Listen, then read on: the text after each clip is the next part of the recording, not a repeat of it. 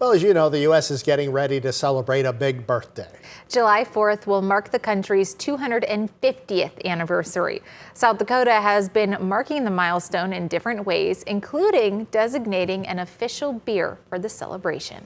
In tonight's Eye on Keloland, Kelly Volk travels to South Central South Dakota to give you a taste of the birthday celebration. Drive down Main Street in Geddes and you'll come across Platte Creek Brewing Company. I'm like everybody, you start with 5-gallon batches in your garage and then you want to keep progressing from there, I guess. Today, customers have lots of options to choose from inside this former museum.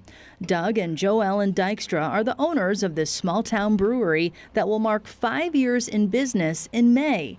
But that's not the only reason to raise a glass. One of the beers brewed at this business is the official beer for South Dakota's celebration for the nation's 250th birthday. While it's a familiar recipe to Platte Creek Brewing customers, it goes by a different name, Dakota Liberty. It's a Pilsner, or light beer, with a nod to the ag industry. We very much liked that the corn base was with it. You know, it had more of a farming feel with it that way and everything. And then the best part was it's very easy drinking. It's corn based, so it just screams South Dakota. The name itself that's a beautiful name, Dakota Liberty. I mean, it gives you a little pride in your state, and we're all talking about liberty with the nation's 250th. State historian Ben Jones is the chair of South Dakota's Commission for America 250. It was his idea to have an official beer for the celebration.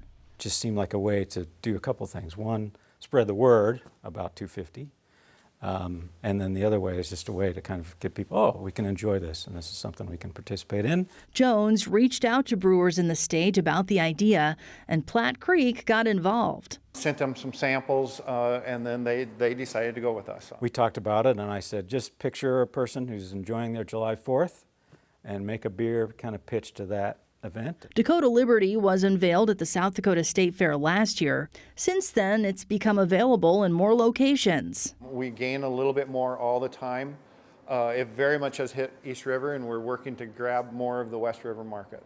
Dakota Liberty may be shining a brighter light on the Geddes business. But we get a lot of people that come in here and they say, you know, we saw your beer in Sioux Falls and they wanted to stop by. Well, we hope it just amps up business on the weekend, but we hope it helps business.